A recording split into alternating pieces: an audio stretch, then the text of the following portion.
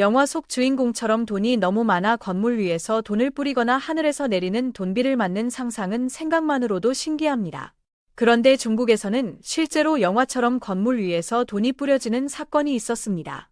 중국 충칭의 어느 오후, 길을 걷던 사람들이 갑자기 하늘을 올려다보며 깜짝 놀랐습니다. 화창한 하늘에서 돈비가 내리고 있었기 때문이죠. 지폐는 무려 10분 동안 쏟아져 내렸고 바람에 흩날리며 지역 일대를 뒤덮었습니다.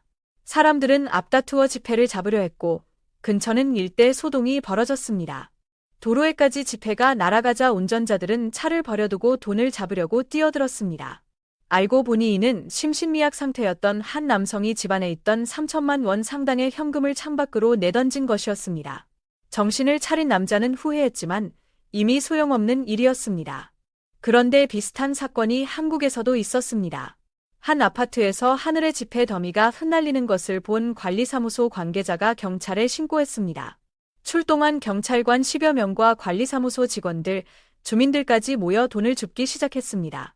회수된 돈을 확인한 결과는 놀라웠습니다. 뿌려진 돈 약 600만 원 중 595만 원에 달하는 119장의 5만 원권이 회수되어 주인에게 돌아간 것입니다. 더욱 놀라운 일은 다음 날 벌어졌습니다. 누군가 가져갔을 것이라 생각했던 나머지 한 장의 5만 원권마저 돌아온 것입니다. 한국과 중국, 돈을 뿌리는 행동 자체는 잘못되었지만 그 결과는 너무도 달랐습니다. 이러한 시민의식의 차이는 다른 사건들을 통해서도 엿볼 수 있습니다. 중국 장쑤성 옌청의 한 고속도로에서 일어난 교통사고 현장은 이러한 차이를 극명하게 보여줍니다.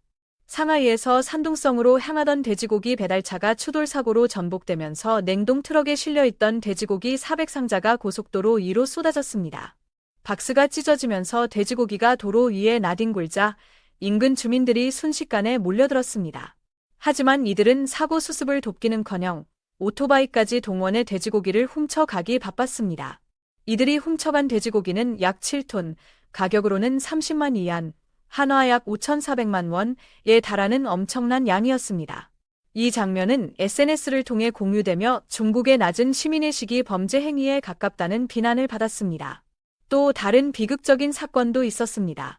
중국 광둥성 포산시의 한 시장에서 두 살배기 아이가 승합차에 치이는 사고가 발생했습니다. CCTV에는 충격적인 장면이 고스란히 담겼습니다. 운전자는 아이를 친 것을 인지했음에도 그대로 자리를 떠났고 심지어 지나가던 다른 트럭이 쓰러진 아이를 또다시 치고 지나갔습니다. 주변에 많은 사람들이 있었지만 아무도 선뜻 나서지 않았고 결국 아이는 뒤늦게 발견되어 병원으로 옮겨졌으나 안타깝게 뇌사 판정을 받았습니다. 이러한 방관자 효과는 소위 펑츠 현상과도 관련이 있습니다. 넘어진 노인이나 아이를 도왔다가 오히려 가해자로 몰리거나 금전적 요구를 당하는 사례들 때문에 도움이 필요한 사람을 보고도 섣불리 나서지 못하는 사회적 분위기가 형성된 것입니다.